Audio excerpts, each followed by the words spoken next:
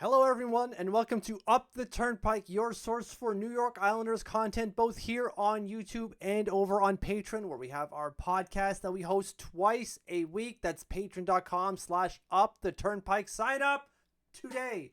In this video, we're going over 5 bold predictions for the 24-25 New York Islanders season, which is set to begin today. So let's go over those 5 bold predictions, shall we? First one. Matthew Barzal scores 30 goals. Now, you've heard me say this a few times and for a few years now. I said it last year and I said it this year. And of course, he's never done it, right? When you look at Matthew Barzal's stats, he's never even come close, right? His career scoring year, 23 goals last season. But why I'm a little bit more confident this year, it's not just because of Anthony Duclair or because of Bo Horvat. It's because Matthew Barzal shot a whole heck of a lot last year. 240 shots on goal, 413 total shot attempts by Matthew Barzal, which blew his previous career high out of the water. Just look at this number of shots on net. 179 was his previous career high. 240 now. He added another 80 shots on net. Basically, one more shot per game on net throughout the season. Not even basically, quite literally. One shot per game throughout the season extra. Now, his shooting percentage let him down at 9.6. Matthew Barzal is typically shooting around 10.7% throughout a year. But we've seen him shoot at a high 12%, 12.7 and 12.9. I'm not even going to assume he shoots at a career high rate. I'm just going to assume he shoots at a pretty high rate at 12%. 12% shooting percentage, as you can see here, 240 shots, assuming he gets the same number, if not more, and he converts at a 12% rate, is 28.8 goals. Now, of course, that's not quite 30, but you round up and you get to 30 pretty darn quick, don't you? 28.8, round that up to 29 because you're basically there, and you're pretty close. I'll settle for 29 if he doesn't hit exactly 30. But you can see just how close he is to hitting 30 goals. I'm sure he hits it this year. No problem whatsoever. The second bold prediction is that the New York Islanders finish with 100 points this year. Last year, we all remember the season, obviously, and how it went. We had Anders Lee just not converting at all, failed to score on 13 of his expected goals at 5-on-5. Not great. Ilya Sorokin, 908 save percentage. That was awful. And then we had the historically low penalty kill. All of those 3 things will not remain the same. And yet last year, despite all of that, not to mention the crazy number of games that went to overtime, the crazy number of games that we blew, the little blown leads that we had last year, not even thinking of those, which they will change for the positive, just thinking of Sorokin being bad, the penalty kill being bad, and Anders Lee not converting when he should, the Islanders still put up 94 points. So remember how I was kind of shaky when I said bold at the beginning of this video? This is why. Because I'm really only asking for 3 more wins. Regulation wins. Or I guess overtime wins the same thing. You get 2 points. 3 more wins from last year to get to 100 points. That is completely doable considering the factors that we talked about. Anders Lee should convert more, or at least convert what he should be creating, even though we're asking him to do less by putting him on the third role. Ilya Sorokin will be better. I have him at somewhere around a 918 save percentage throughout the year. Totally manageable for someone like him. And the penalty kill will not be as bad as it was last year. Even if it's just not good, it's still going to be better than what it was last year, which is going to save us from losing games that we should have won last year.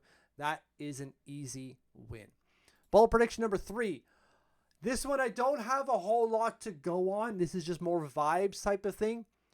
Alex Romanov has a big year. I project him to put up 35 points this year, which is high for him. I think his career high is like 22 points. Let me just bring it up so we can all see it. Alex Romanov, R.O. Mitch. There we go. And if I switch over my monitor as it's loading, career high for Alex Romanov is indeed 22 points, both within the last 2 years, both with the New York Islanders. Why do I think he's going to have 35 points? I just see that ice time going up. And just by the virtue of him being out there as often as he is, he's going to get on more points. It's just going to happen. We saw him play in the preseason here with Patrick Roy, 20 minutes, 47 seconds in all situations. That's about where he's going to use him throughout the year. He's going to be playing with Noah Dobson. He's just going to get on a few more points just by accident, let alone his ability to get up into play. We've seen how good his shot is. We know he's got a good wrist shot. So just him getting those on net, he's going to get on some points just by accident. So 35 points, I think, is going to be a good year for Alex Romanov by virtue of just him being better and deserving more minutes. So for me, Alex Romanov stepping up big and having 35 points is absolutely in the cards for him this year. Number 4, a little bit, I'm going negative here. Anthony Duclair is going to be just okay. Just okay. We have to remember he signed for $3 million. So the expectations should not be he's going to be an 80-point player. We should not have that expectation. It's not impossible. I don't want to go out and say it's going to be impossible.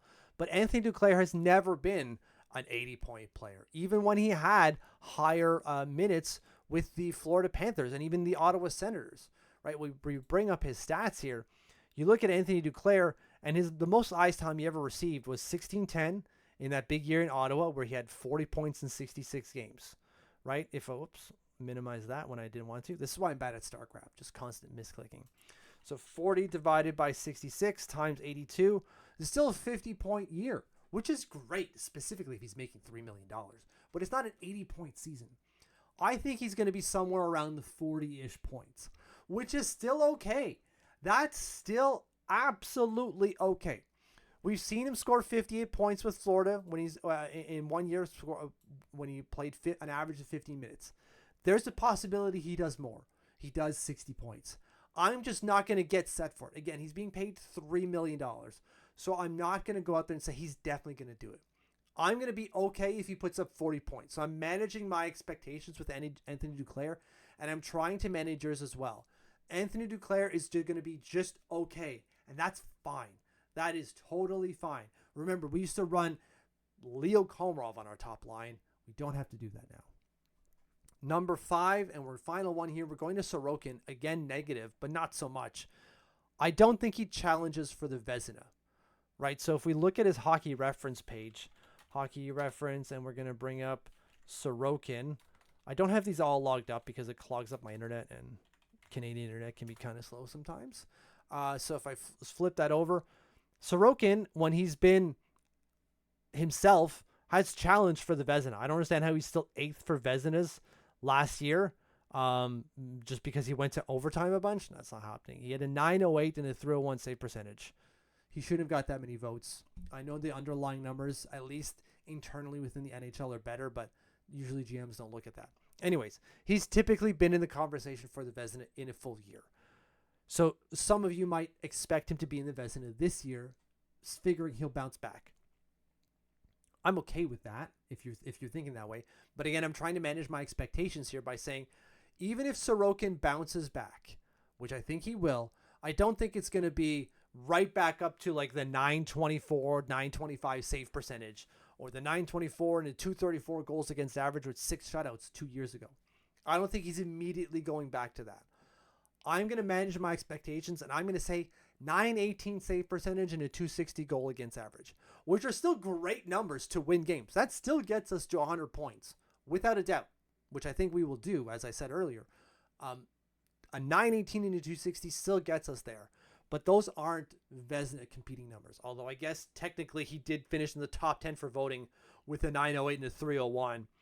I don't think Ilya Sorokin challenges for the Vezina, and again, that's okay because we're still going to get an Ilya Sorokin who's a lot better, right? He's stopping 1% more of the shots he faces from last year, which is so much better. We win so many more games just because of that.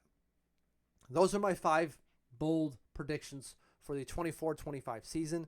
I'm sure you have your own. Please throw them in the comments. Let me see what you think.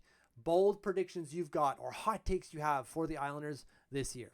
Thank you for watching. Hit that subscribe button if you have not, and we'll see you next time.